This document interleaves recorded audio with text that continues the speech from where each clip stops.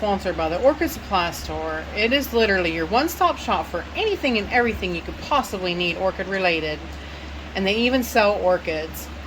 Use my name code Hillbilly in the code section for a 12% viewers discount. So go check them out, y'all.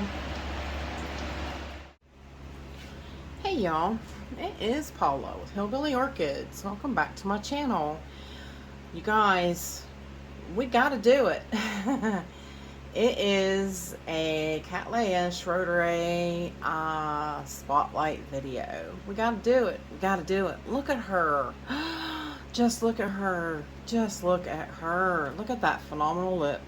Would you look at those just gradations of color, and just amazing.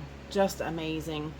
I introduced her Saturday on my weekend walk around, and Michael had made the comment. He's like, you know, I don't understand why Cattleya schroederae is not more widely known, why it's not a more common Cattleya in collections. And I'm like, you know, I don't know, but I've had a few very nice Cattleyas bloom for me, and I've done spotlights on them and kind of got them a little more recognition in their beauty.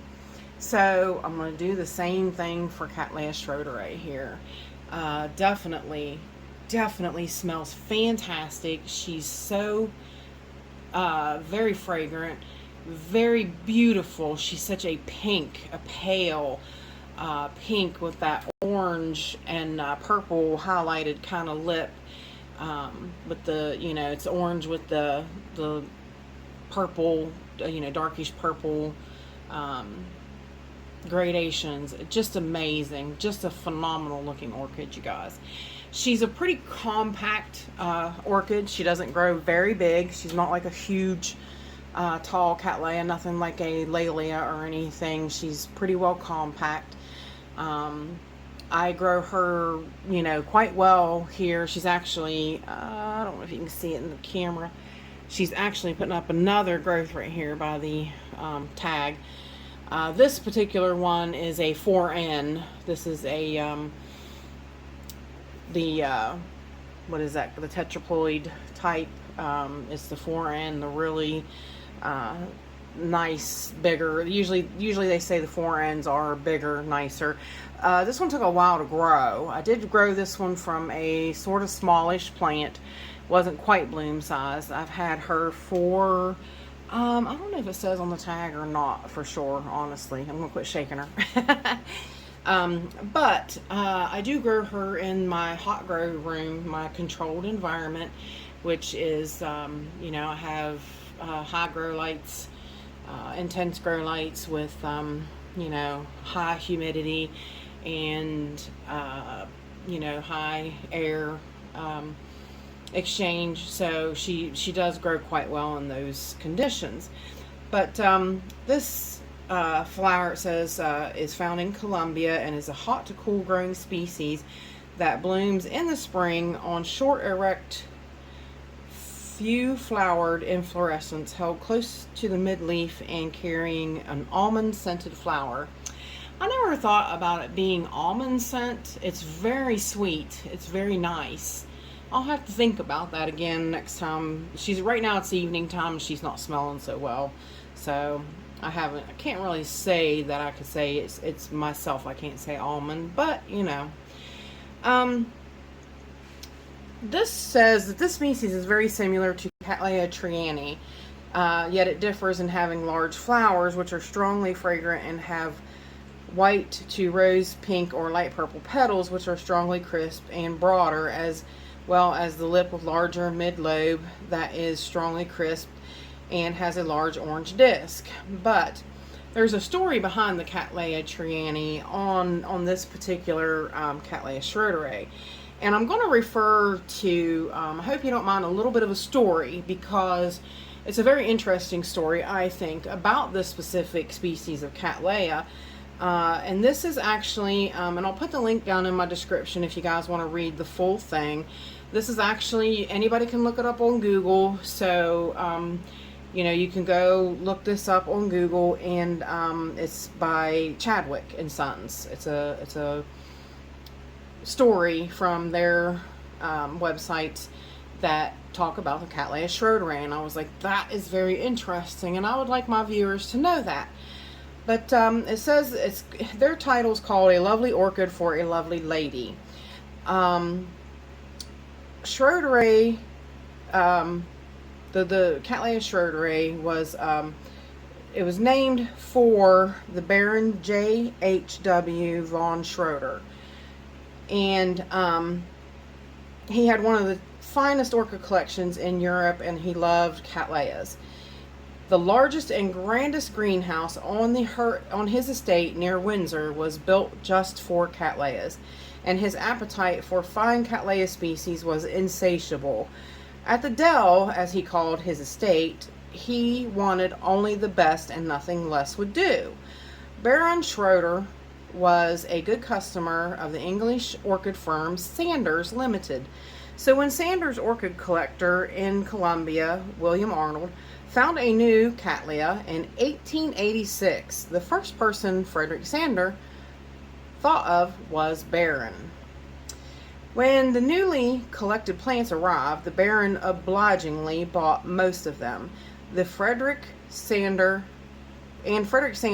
sent the first flowers to the botanist H.G. Reichenbach, with the suggestion that Reichenbach described them as a new Cattleya species.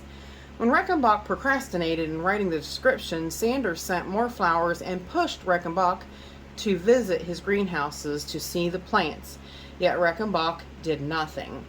Then on Easter Sunday in 1887, the Baron himself sent a fine flower of the new plant to Reichenbach, and within a few days Reichenbach wrote a description in the Gardener's Chronicle of April 16, 1887 on page 152.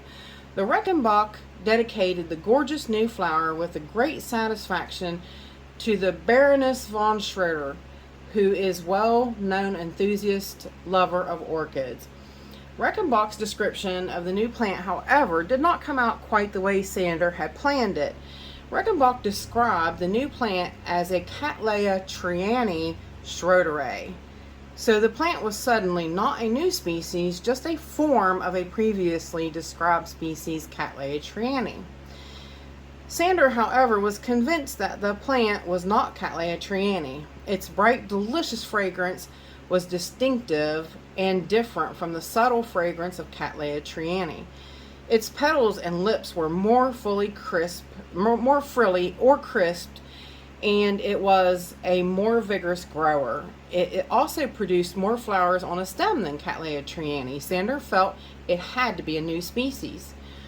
Being an inventive businessman, Sander decided to take the matter into his own hands. In doing so, he joined the increasing chorus of horticulturists in the late 1800s who felt the only way to put the large flowered Cattleya species in their proper botanical places was to describe the species themselves.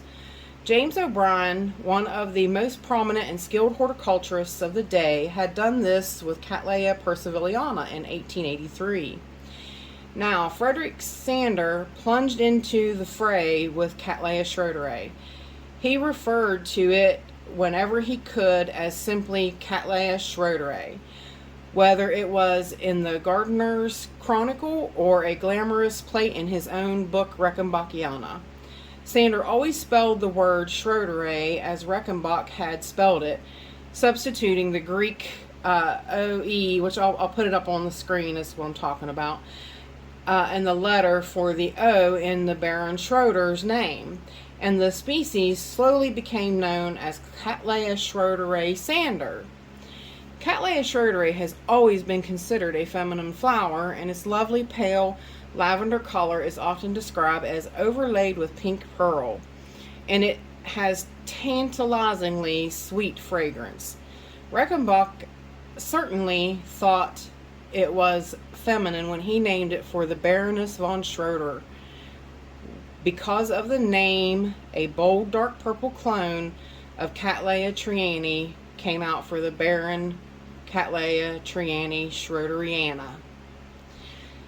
So, very interesting. I wanted to read that to you guys. I thought that was really kind of, um, cool background information on how some of these species have just been, um, they've really had a journey. They've had quite a journey to get here to this day and age. Sometimes, and I'm one of them, that I sit back and I'm like, why do these people name these plants these names? And it's like, oh, okay, wait a minute.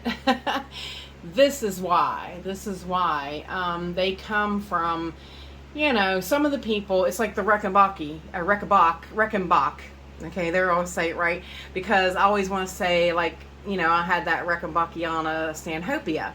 So it's like, that now I kind of am getting a hint, like, maybe does that have something to do with that?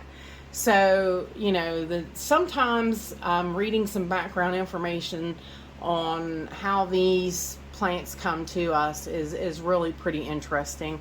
And I wanted to share that with you guys. And I definitely wanted to share this beautiful girl with you guys. And I say girl. They call it a pink pearl, like, overlay, or a lavender, like, pearl overlay. It's pink. To me, this is pink. This is truly pink. How, like, Elena tells Yoshi that, blue is not, it's purple in the orchid world. When you have something called blue, it's actually a purple. Well, that is like a dark purple. See, to me, this darker is purple. This is pink. So this is a pale, pale pink. Now, it's not as pink as, like, if you put it in a Cattleya George King Serendipity side by side, now I wouldn't really call that pink. I guess I would call it lavender compared to that, because it's really pink.